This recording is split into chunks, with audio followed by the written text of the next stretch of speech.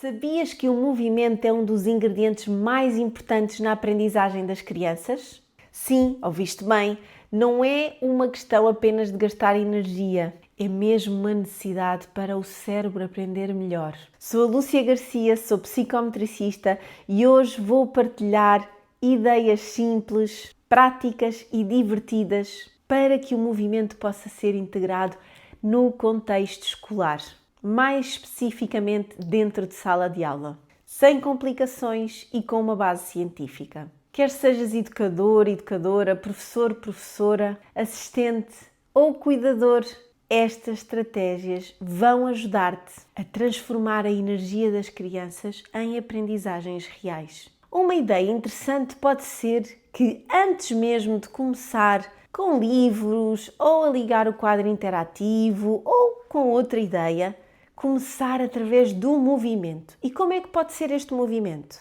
A verdade é que logo pela manhã o corpo das crianças precisa de se ativar. E isto pode ser feito através de gestos simples, espreguiçando o corpo. E este movimento de espreguiçar pode ser um movimento simples ou então pode ser um espreguiçar como o gato ou como um urso gigante. E quando nos espreguiçamos e damos um grande bocejo, a verdade é que tudo fica diferente e o nosso corpo fica preparado para as aprendizagens que vamos ter.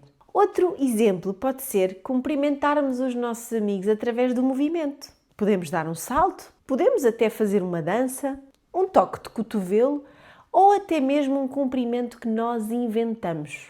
E se a determinada altura também fizermos um minuto de equilíbrio, imaginando que somos uma cegonha? Um pé no ar, braços abertos. Será que aguentamos? A verdade verdadeira é que estes momentos ajudam as crianças a acordar o corpo, a focar a mente e a entrar no ritmo do dia. E mais importante do que isso, promovem o bem-estar e o sentido de grupo logo desde o início. Sabias que a ciência mostra que o movimento ajuda na capacidade de atenção, memória e autorregulação? O corpo e o cérebro estão ligados. Quando o corpo se mexe, o cérebro recebe mais oxigênio, ativa redes neuronais que são importantes e prepara-se para aprender. Então, mas o que é que podemos fazer efetivamente? Por exemplo, a cada 20, 30 minutos ou outro tempo que sintam que faz mais sentido para a dinâmica, para a rotina dentro de sala de aula, podemos fazer o seguinte: dar 10 saltos no nosso lugar. Um jogo de alongamento em grupo. Quem é que consegue tocar nos pés, no céu, nas orelhas e rodar ao mesmo tempo? Uma coreografia rápida ao som de uma música animada. Bastam apenas 1 a 2 minutos de um momento como estes para reativar o foco. E se incluirmos o próprio movimento dentro do tema ou do próprio conteúdo de cada aula?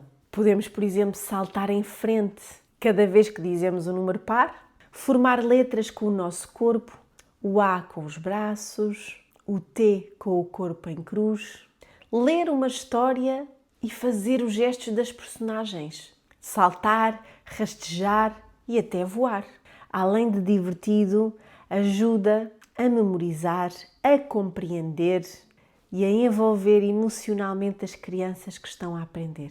Os momentos entre atividades, aqueles em que, por exemplo, vamos à casa de banho, mudamos de sala, arrumamos, são perfeitos para introduzir o movimento sem retirar propriamente tempo ao plano curricular. Como é que podemos fazer isso?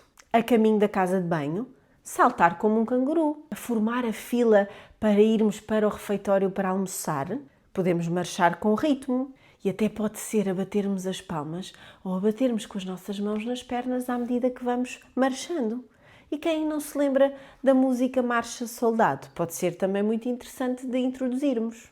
A arrumar a sala, podemos fazer o jogo da estátua. Quem é que arruma mais rápido e fica em estátua quando a música para? Estas pequenas estratégias ajudam a canalizar a energia, a reduzir comportamentos que possam ser mais desafiantes e a manter um ambiente em grupo e especialmente em sala mais positivo, mais tranquilo e mais leve. O recreio pode mesmo ser mais do que um intervalo. Aliás, deve mesmo ser mais do que apenas um intervalo.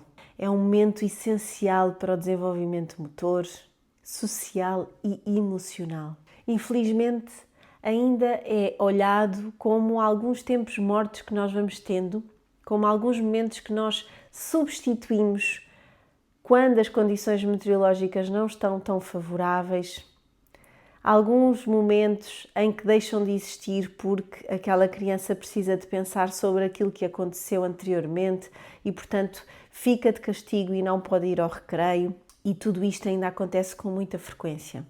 Ainda assim, podemos olhar para estes momentos e valorizá-los, porque eles são fundamentais para que as crianças possam libertar a sua energia, possam desenvolver a sua criatividade e imaginação, se possam relacionar com os outros, descobrir mais também sobre o seu corpo, no espaço e no tempo. E, portanto, são momentos de muita importância. E por isso podemos propor várias sugestões. Circuitos simples com os materiais que temos na escola, jogar o jogo da macaca, o macaquinho do chinês, equilibrarmos num tronco de madeira ou numa zona de cimento. Podemos explorar ainda mais os jogos tradicionais que são tão simples e fáceis de concretizar. Podemos ter até desafios semanais. Por exemplo, quantos saltos seguidos é que tu consegues dar? Consegues caminhar até ao muro de costas sem tropeçar?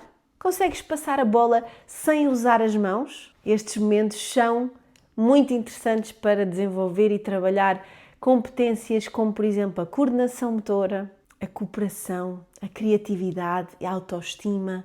E o melhor de tudo é que as crianças adoram e quando os adultos se permitem, também se divertem muito. Se estás a gostar deste tipo de conteúdo, subscreve o nosso canal, deixa aqui o teu carinho no nosso vídeo e partilha com quem tu sentes que precisa de ouvir esta mensagem e que estas sugestões e ideias práticas possam ajudar no dia a dia. Porque o movimento não é tempo perdido, é tempo que é bem investido na aprendizagem, no bem-estar e no desenvolvimento das crianças. Quando o corpo se mexe, o cérebro aprende ainda melhor. As crianças ficam mais tranquilas, mais felizes e mais disponíveis para aprender.